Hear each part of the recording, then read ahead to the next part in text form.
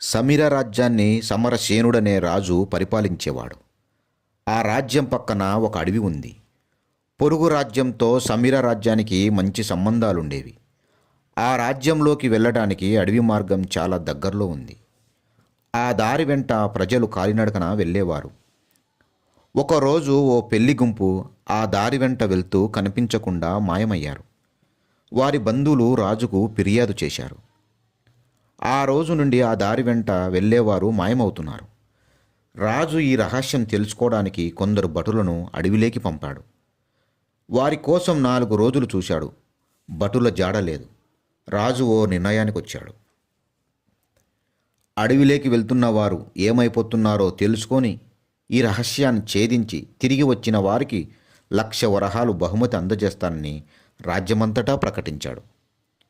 కొందరు మెరికల్ లాంటి వీరులు రాజు ఎదుట హాజరయ్యారు. రాజు అనుమతి తీసుకొని అడవిలోకి వెళ్ళారు. తర్వాత వారి కోసం రాజు వారం రోజులు ఎదురు చూశారు. వాళ్ళు తిరిగి రాలేదు.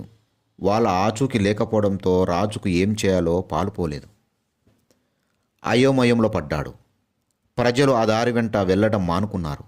ఆ సంఘటన రాజుకు అవమానంగా తోచింది. ఈ పరిస్థితిలో ఆ రాజ్యం సేనాధిపతి కుమారుడు విజయుడు రాజును కలిశాడు. తను అడవి రహస్యాన్ని ఛేదించి ప్రజలను కాపాడుతానన్నాడు. విజయుడు చాలా తెలివైనవాడు, సర్వ విద్యా ప్రవీణుడు. విజయుడు శక్తి సామర్థ్యాలను తెలుసుకున్న రాజు అందుకు అంగీకరించాడు. విజయుడు ప్రయాణమై అడవిలోకి వెళ్ళాడు. అడవి మధ్యకు చేరుకున్నాడు. అక్కడ ఓ కొయ్య గుంపు బాణాలతో చుట్టుముట్టారు. వారికి లొంగిపోతే అడవి రహస్యం తెలుస్తుందనుకున్నాడు.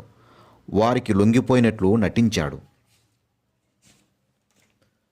కొయ్యవాళ్ళు విజయుడిని బంధించి ఒక గుహలోకి తీసుకువెళ్లారు. అక్కడ 4 యువకులు బందీలై ఉన్నారు.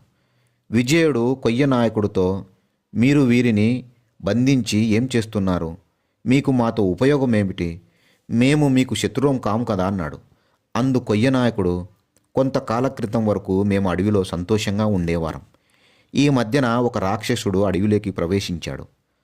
మమ్మల్ని దొరికిన వారిని దొరికినట్లు తినసాగాడు.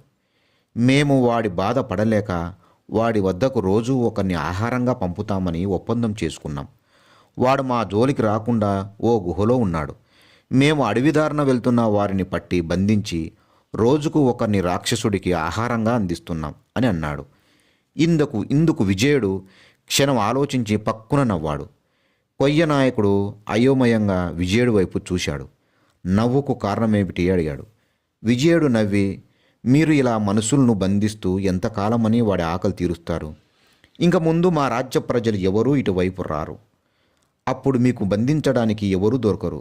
మీరే రాక్షసుడికి ఆహారంగా వెళ్లాల్సి వస్తుంది. ఏదో ఒకరోజు మిమ్మల్ని అందరినీ వాడు తినేస్తాడు అన్నాడు. కొయ్య నాయకుడికి విజయుడు చెప్పింది అర్థమైంది.